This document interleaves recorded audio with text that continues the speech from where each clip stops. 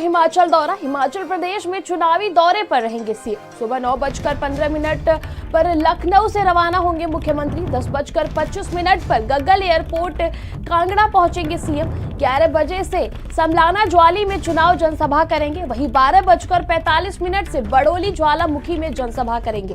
उसके बाद 2:20 पर घुमारवीं जिला बिलासपुर में जनसभा करेंगे। 4:05 पर लखनऊ के लिए रवाना होंगे मुख्यमंत्री योगी आदित्यनाथ का आज का कार्यक्रम। आज जो हिमाचल प्रदेश के दौरे पर रहेंगे वहां पर चुनावी जनसभा करेंगे मुख्यमंत्री। 12:45 पर बड़ोली ज्वाला में जनसभा करेंगे। वहीं 4:05 पर फिर से लखनऊ के लिए मुख्यमंत्री योगी आदित्यनाथ रवाना होंगे। हिमाचल प्रदेश के चुनावी दौरे पर आज मुख्यमंत्री रहेंगे। 9:15 पर मुख्यमंत्री रवाना होंगे। 11 बजे से समलाना ज्वाली में चुनावी जनसभा करेंगे। 12:20 से घुमारवीं जिला बिलासपुर में जनसभा करेंगे।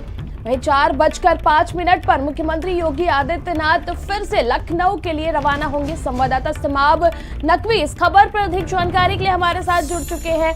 समाब, देखिए, हिमाचल प्रदेश में चुनाव होना है, ऐसे में मुख्यमंत्री का भी जो दौरा है वो आज है। किस प्रकार से मुख्यमंत्री का कार्यक्रम है आज का? देखिए, हिमाचल प्रदेश में विधानसभा चुनाव चल रहे हैं और ऐसे में भारतीय जनता पार्टी पूरी ताकत झोंके हुए है। मुख्यमंत्री योगी आदित्यनाथ चूंकि भारतीय जनता पार्टी के स्टार प्रचारक हैं और वो लगातार चुनाव प्रचार में जा रहे हैं। अभी 2 दिन पहले भी उन्होंने जो है हिमाचल प्रदेश में जाकर 3 जनसभाओं को संबोधित किया था और भारतीय जनता पार्टी के प्रत्याशी के पक्ष में वोट मांगने का काम किया था। आज फिर उनका हिमाचल प्रदेश का दौरा है और आज भी वो 3 जनसभाएं वहां पर करेंगे और भारतीय जनता पार्टी के जो भी प्रत्याशी हैं उनको जिताने की अपील करेंगे। पहली उनकी जो रैली है वो ज्वाली विधानसभा में है। उसमें संजय गुरेलिया ये हैं प्रत्याशी और इनके पक्ष में वोट मांगेंगे मुख्यमंत्री योगी आदित्यनाथ। लगभग 11:45 तक ये सभा चलेगी। 11 बजे से 11:45 तक, यानी 45 मिनट एक विधानसभा में वक्त वो देंगे। दूसरी रैली उनकी तकरीबन 1:30 बजे तक चलेगी। 12:45 से यह भी 45 मिनट की रैली होगी। इसमें भी रविंद्र सिंह के जो है वो पक्ष में वोट मांगेंगे ज्वालामुखी विधानसभा में। और तीसरी रैली 2:20 से 3:05 तक है घुमारवीं में और इसमें राजेंद्र गर्ग के लिए वोट मांगेंगे मुख्यमंत्री योगी आदित्यनाथ। यानी कि 3 जनसभाओं को संबोधित करेंगे और 3 जगहों पर जो है वो भारतीय जनता पार्टी के पक्ष में वोट मांगने का काम करेंगे। इससे पहले भी वो 3 जनसभाएं कर चुके हैं हिमाचल प्रदेश में। मुख्यमंत्री योगी आदित्यनाथ चूँकि एक बड़ा चेहरा है भारतीय जनता पार्टी का और कहीं ना कहीं उनको जो है वो हिंदुत्व के चेहरे के रूप में भी देखा जाता है। ऐसे में भारतीय जनता पार्टी जब कहीं भी पूरे देश में चुनाव होते हैं तो उनको स्टार प्रचारक के रूप में प्रचार करने के लिए भेजती है। इसी सिलसिले में हिमाचल प्रदेश की 68 सीटों पर जो चुनाव हो रहे हैं उसमें मुख्यमंत्री योगी आदित्यनाथ का लगातार दौरा लग रहा है और भारतीय जनता पार्टी ये नहीं चाहती है कि किसी भी सूरत में कोई भी वो चुनाव हारे। बिल्कुल शमाब, अभी आपने बताया कि जो 68 सीटों पर हिमाचल प्रदेश में विधानसभा चुनाव होना है और मुख्यमंत्री योगी आदित्यनाथ भारतीय जनता पार्टी के स्टार प्रचारक है और हिंदुत्व का बड़ा चेहरा है। जो 68 सीटें हैं हिमाचल में विधानसभा की, एक जो हिंदुत्व का कितना बड़ा दबदबा देखने को मिल सकता है इस बार हिमाचल प्रदेश में? समाप्त। देखिए, मुख्यमंत्री योगी आदित्यनाथ की जो पिछली तकरीरें उठाई जाएं या पिछले संबोधन उठाए जाएं उसमें भी उन्होंने साफ तौर पर उत्तर प्रदेश की बातें वहां पे रखी कि उत्तर प्रदेश को किस तरह से हम लोगों ने काम किया है, कैसे लॉ एंड ऑर्डर यहाँ पे सुधारने की कोशिश की गई है, गुंडे माफिया अपराधियों के ऊपर कैसे कार्रवाई की गई है और किस तरह से यहाँ पर जो है वो मथुरा, काशी और अयोध्या का विकास किया जा रहा है।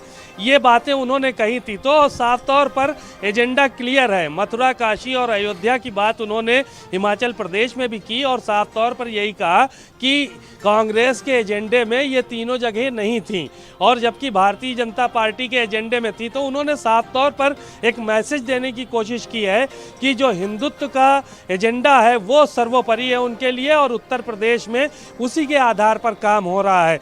इस वो हिमाचल प्रदेश की रैलियों में भी इन्हीं बातों का जिक्र करते हैं और कहीं ना कहीं इसका भारतीय जनता पार्टी को फायदा भी मिलेगा, ऐसा माना जा रहा है। जी बिल्कुल शमाब, देखिए मुख्यमंत्री योगी आदित्यनाथ की एक और अहम छवि है जो दंगा मुक्त उत्तर प्रदेश है वो भी मुख्यमंत्री योगी आदित्यनाथ के नेतृत्व में माना जाता है। साथ ही साथ एक जो बुलडोजर बाबा की एक छवि है कि गुंडा, जो माफिया, जो अपराधी है, उन पर बुलडोजर चलवाकर उत्तर प्रदेश को गुंडा मुक्त भी किया गया। क्या ये छवि भी हिमाचल प्रदेश में देखने को मिल सकती है?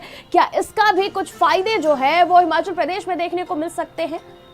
देखिए, मुख्यमंत्री योगी आदित्यनाथ के जो पिछले संबोधन हुए थे, पिछली 3 रैलियां हिमाचल प्रदेश में उन्होंने की हैं, तो उत्तर प्रदेश का एक मॉडल प्रस्तुत उन्होंने करने की कोशिश की है कि उत्तर प्रदेश में जब भारतीय जनता पार्टी की सरकार नहीं थी, मुख्यमंत्री योगी आदित्यनाथ के रूप में नहीं थे, इससे पहले बहुजन समाज पार्टी की सरकार थी, समाजवादी पार्टी की सरकार थी, तो उन्होंने तुलना की कि उस वक्त का प्रदेश कैसा था, इस वक्त का प्रदेश कैसा है। उस वक्त जो है वो जो गुंडे माफिया थे उनको आरोप लगाया दूसरे दलों पर कि उनको संरक्षण देने का काम किया जाता था। आज दंगा मुक्त करने का काम किया जा रहा है। अतीक और मुख्तार जैसे जो है वो लोगों पर कार्रवाई की जा रही है। इन सब बातों का उन्होंने जिक्र किया। लॉ एंड ऑर्डर की बात आती है तो संगठित अपराध को ख़त्म करने की और दंगा मुक्त करने की बात भी उत्तर प्रदेश में आती है। मुख्यमंत्री योगी आदित्यनाथ इस एजेंडे के साथ तो हिमाचल प्रदेश में प्रचार कर ही रहे हैं, साथ ही साथ उन्होंने मथुरा, काशी और जो अयोध्या के विकास का जिक्र किया है, उससे साफ जाहिर है कि उनका जो एजेंडा है वो क्लियर है। विकास के साथ साथ लॉ एंड ऑर्डर की स्थिति के साथ साथ हिंदुत्व का जो एजेंडा है वो पूरी तरह से क्लियर है। और उन्होंने ये कहा था कि कांग्रेस के एजेंडे में मथुरा, काशी और अयोध्या नहीं था, जबकि भारतीय जनता पार्टी में के एजेंडे में ये मुद्दा था। और आज अयोध्या, काशी और मथुरा का विकास तेजी के साथ चल रहा है। उत्तर प्रदेश जो है वो इनके विकास के साथ साथ उत्तर प्रदेश का भी विकास सभी जिलों का कर रही है। तो ये बातें उन्होंने कही थी। तो यही वजह है कि फायर ब्रांड नेता के रूप में जो मुख्यमंत्री योगी आदित्यनाथ शुरुआत से जाने जाते थे, आज वो अपनी बातों को इस मंच से मुख्यमंत्री रहते हुए इस तरह से रख रहे हैं ताकि वो लोगों को मुतासिर कर सकें, अपनी तरफ आकर्षित कर सकें और उनकी बातों को लोग सुने और भारतीय जनता पार्टी को फ़ायदा दें।